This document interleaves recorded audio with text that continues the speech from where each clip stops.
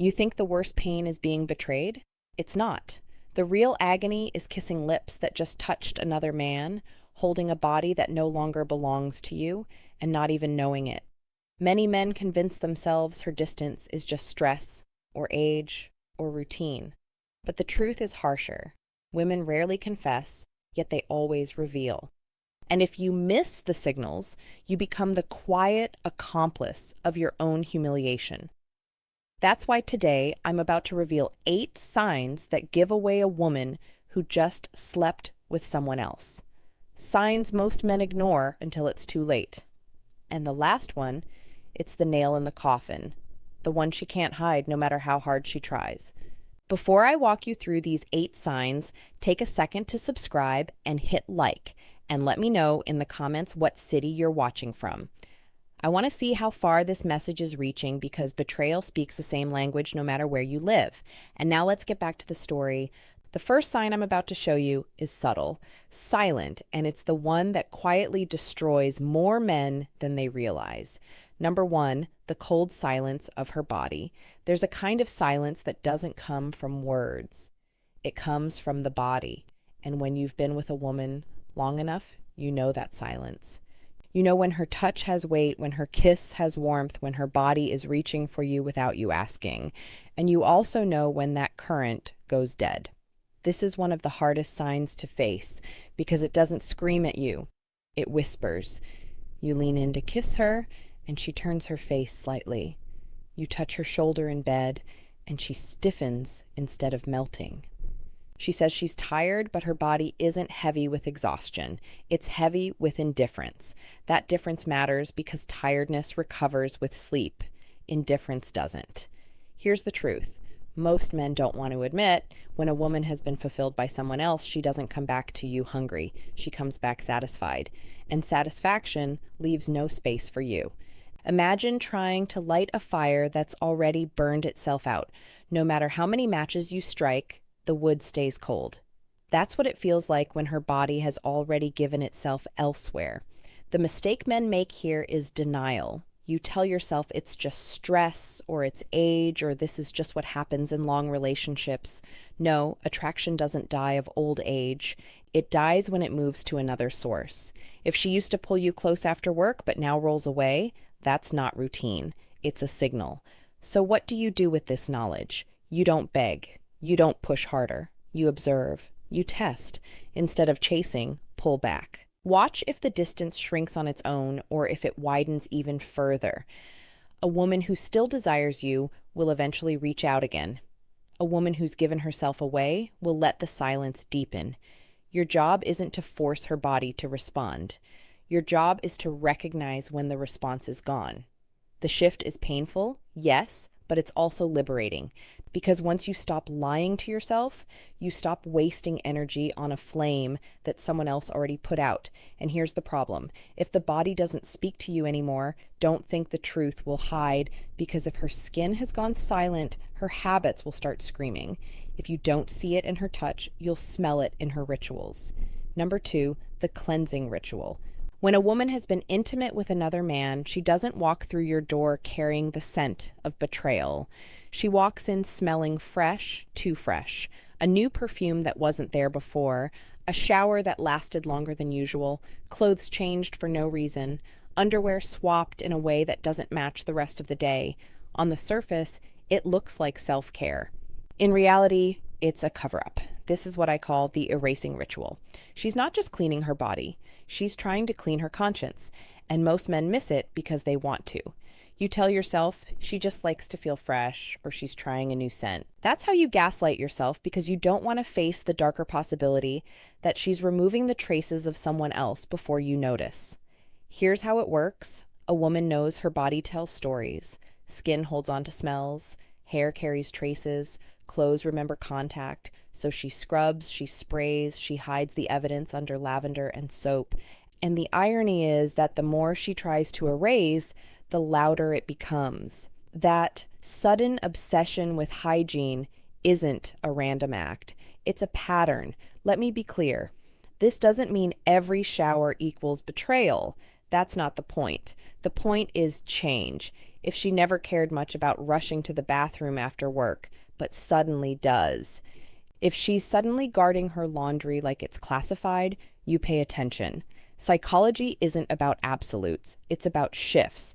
It's about noticing what no longer fits the rhythm of who she was with you. So, what's the move? Stop excusing the inexcusable. Don't laugh it off. Don't pat yourself on the back thinking, at least she's taking care of herself. No. Observe. Connect the dots. If this ritual repeats, if it always comes with that too perfect smile afterward, you know what's going on. The mistake men make is ignoring their nose and their gut. You smell the perfume, but you call it fragrance instead of deception. You notice the overcleanliness, but you label it personal growth. That's how you become an accomplice to your own replacement. The solution is awareness. When the pattern shows up, you don't confront with rage. You acknowledge with clarity. You don't need to accuse. You need to see, because once you see it, you can't unsee it. And that clarity changes how you show up. But here's the thing. Hygiene is just the surface. Underneath the game goes deeper. Because when her body is clean, she still has to deal with her emotions. And guilt has a way of spilling out sideways. Number 3, the blame game, unjustified irritation. When guilt becomes too heavy for her to carry, she doesn't confess it, she transfers it. Suddenly, you're the problem. You walk through the door and instead of a hello, you get a complaint. You load the dishwasher wrong, you're too quiet, you're too talkative. Whatever you do, it's not enough. That irritation isn't random, it's strategy. Here's the psychology behind it. If she paints you as the villain, she doesn't have to feel like the betrayer. She rewrites the script in her head. In her version, she didn't step outside the relationship because she wanted to. She did it because you were inattentive or controlling or boring. This is projection at its sharpest. She can't handle the conflict inside herself, so she pushes it onto you.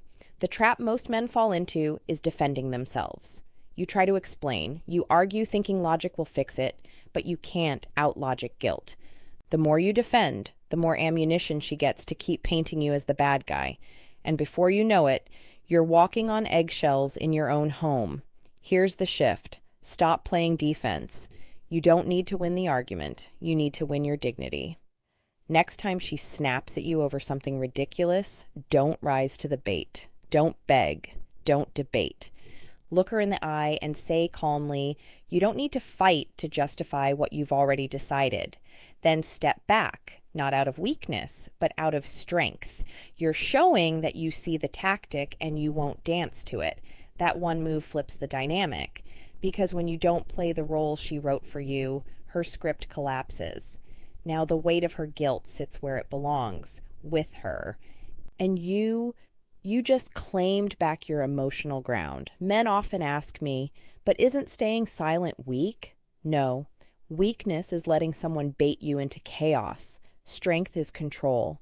You're not ignoring the issue. You're refusing to be manipulated by it. That's what separates a man being drained from a man standing tall. But remember this, projection is powerful, but it isn't the final mask. There's another battlefield where the truth shows up without her even speaking, a place no excuse can cover, and it's in her body itself. Number 4, the body doesn't lie. A woman can rehearse her excuses, she can mask her moods, she can polish her story until it sounds convincing. But there's one place she can't control, her body, and this is where most men betray themselves. Not because they can't see, but because they refuse to look. You know her. You know her rhythms, her warmth, her reactions. That's why when something changes, you feel it, even if you don't want to admit it. Maybe she feels unusually tense or unusually relaxed. Maybe her responsiveness has shifted, either exaggerated or strangely absent. Sometimes it's subtle, sometimes it's glaring, but it's never random. Here's the cruel part. You don't need to be a doctor to notice. You need to be honest. Men often explain it away. Maybe it's hormones, maybe she's stressed, and yes, those things can happen. But when the shift is sudden, when it doesn't fit the usual pattern, you owe it to yourself to pay attention. Because ignoring what your senses already picked up is the fastest way to humiliate yourself. The mistake is thinking that by pretending everything's fine, you're saving the relationship. You're not. You're just postponing the collapse. A body that has been with another man carries an imprint, not always visible, but always felt. And when you sense it, but you force yourself to stay quiet, you're lying to yourself more than she's lying to you. So, what do? First, stop running from your intuition. If something feels off, don't shove it down. Let yourself register it. Second, stop overcompensating. Men often respond by trying harder. More affection, more patience, more effort in bed, as if more giving will fix what's already been taken. It won't. You don't win desire back by throwing effort at it. You win by recognizing when it's gone. Here's a practical step. Instead of chasing her body, step into clarity. If intimacy feels wrong, scale back and observe. Don't accuse, don't interrogate. Just notice how consistent the change is. That awareness is your shield. It prevents you from investing more into someone who's already detached. And the deeper truth, if you ignore your senses, you're not being strong. You're being scared. Strength isn't denial. Strength is facing what you already know, even when it burns. But guilt doesn't always show up as coldness. Sometimes, to cover the cracks, she goes in the opposite direction. She turns warm, affectionate, even tender in a way that feels almost too good to be true. And that's exactly what it is. Number 5, excessive affection. The theater of guilt. Not every betrayal looks cold. Sometimes it walks through the door wrapped in kisses, hugs, and a sudden wave of sweetness. And if you're not paying attention, you'll mistake guilt for love. This is one of the cruelest tricks because it plays directly on your hope. You felt her slipping away, you've sensed the silence, and suddenly she's holding your hand again, kissing you on the cheek, whispering, "I love you," with watery eyes, and your heart wants to believe it's real. You think she's coming back to me, but she isn't. She's trying to come back to herself. That affection isn't for you. It's for her conscience. Here's the psychology. After crossing the line, many women don't pull away. They pull closer. Not because they've rediscovered their desire, but because they need to silence the guilt. Touching you, cooking for you, saying nice words. It's all part of the act. The act isn't to keep you happy. It's to keep her from drowning in self-disgust. The mistake men make is treating this affection like a second chance.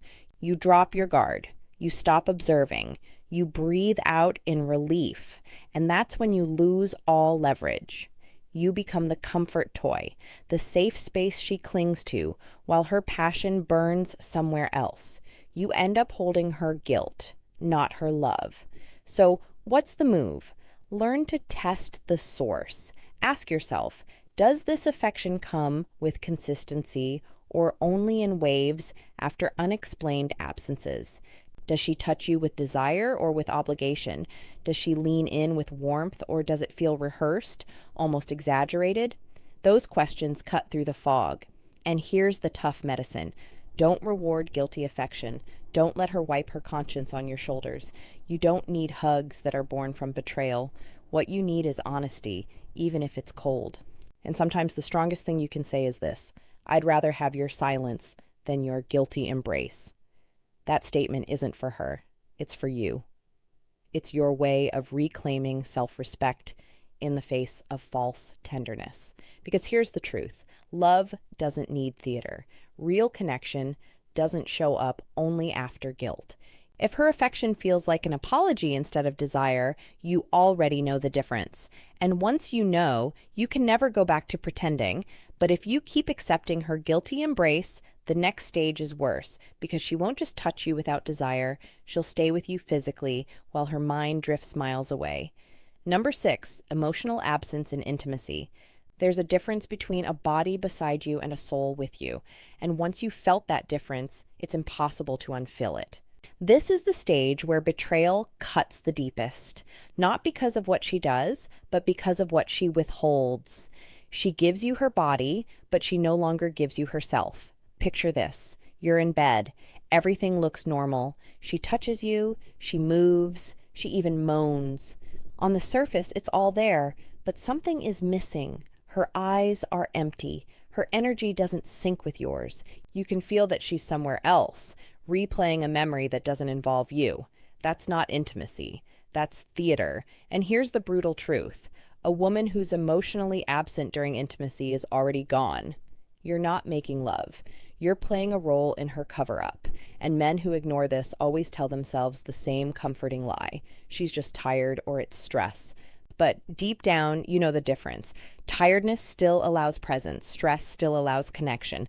This absence, it's a void. The mistake most men make is pushing harder. You think, if I try more, she'll come back. So you give more affection, more patience, more effort, hoping to win her over. But the more you push, the further she drifts because her fire isn't missing. It's burning somewhere else. And every extra ounce of effort you give just teaches her one thing. She doesn't need to give anything back. So what's the solution? Stop chasing ghosts. Respect yourself enough to notice when her soul isn't with you. Pull back, say less. And most importantly, don't confuse physical participation with emotional presence. When her spirit has left, your job isn't to drag it back. It's to decide whether you'll keep lying in a bed that feels colder by the night. Here's a simple step. Next time you sense that absence, don't cover it with more effort. Pause, look at her, and in your mind, tell yourself the truth. I'm not here to beg for connection. I'm here to recognize reality. That shift in mindset alone changes everything. It stops you from being the man who tries to revive a bond that's already been buried. Because being next to a woman who isn't truly with you isn't love, it's humiliation. And if you let that humiliation settle, the next sign will expose it in plain daylight. She won't just leave you emotionally absent in bed. She'll start leaving you physically absent in time. Number 7, the late returns. Empty excuses. When love is real, time bends to make room for it. A woman who still desires you will find her way back to you, even on the busiest days. But when her fire is gone, suddenly the clock turns against you. She's late again and again, and every excuse feels thinner than the one before. She tells you work ran long, her phone died, a friend needed her. At first, you want to believe it. You convince yourself these are normal things. Because yes, life gets messy. But when messy turns into a pattern, when lateness becomes routine, it's not about life. It's about priority. And you're no longer at the top of the list. Here's the psychology. Lateness is more than missing time. It's a test. She's not just running late. She's measuring how much you'll tolerate. She wants to see if you'll question it, if you'll push back, or if you'll keep accepting less while hoping for more. Every time you let it slide, you train her. You teach her that your dignity is negotiable. The trap most men fall into is silence. You see the inconsistency, you feel the sting, but you swallow it. You tell yourself, if I say something, I'll sound insecure. But insecurity isn't asking for respect. Insecurity is pretending you don't notice. So what's the move? Call it what it is. Not with yelling, not with begging, but with boundaries. The next time she drifts in late with another flimsy story, don't interrogate. Don't demand details. Simply look at her and state the truth. You weren't here, and that tells me everything I need to know. Then let the silence sit. That silence is more powerful than any argument because it places the responsibility back where it belongs on her choices. Here's a practical step. Track the pattern, not the excuse. Don't waste time dissecting the details of each story. Instead, pay attention to frequency, to tone, to how your gut reacts every time. Patterns tell the truth, even when words don't. And here's the harsh reality. A woman who still chooses you will always come home. Maybe late once in a while, sure, but not as a habit. If she no longer returns to you, it's because she's already returning to someone else. But lateness is only half the story. Because even when she tries to cover it, her own words will betray her. And when her story collapses under its own contradictions, that's when the truth finally breaks wide open. Number 8, the collapse of her story. Stories are fragile things. They can be rehearsed, polished, and repeated, but the moment pressure builds, cracks appear. And when a woman has crossed the line, her story eventually collapses under its own contradictions. You've seen it before. She comes home late, words tumbling out too fast, details changing with each retelling. One night it's a coworker who needed help. The next time it was a last-minute errand. You notice the gaps, the mismatched timelines, the way her tone doesn't match her words. And most telling of all, you notice her eyes. They don't hold your gaze anymore. They dart, they drop, they flicker with unease. That's not stress. That's deception struggling to keep its balance. Here's the mistake men make. They demand airtight evidence. They want proof, a smoking gun, something undeniable. But the truth doesn't always come with a receipt. It comes in inconsistencies. It comes in the way her story unravels the more you listen. The harder she tries to control the narrative, the more obvious it becomes that the narrative is slipping away from her. So what's the move? Stop playing detective. You don't need to gather evidence for a courtroom trial. You already have the signals, the changes, the silences, the patterns. When her story collapses, you don't argue with it. You step out of it. You don't beg her to make it make sense. You don't yell for confessions. You simply decide, I don't believe you and I don't need to anymore. That's not an accusation. That's a boundary. And here's the empowering shift.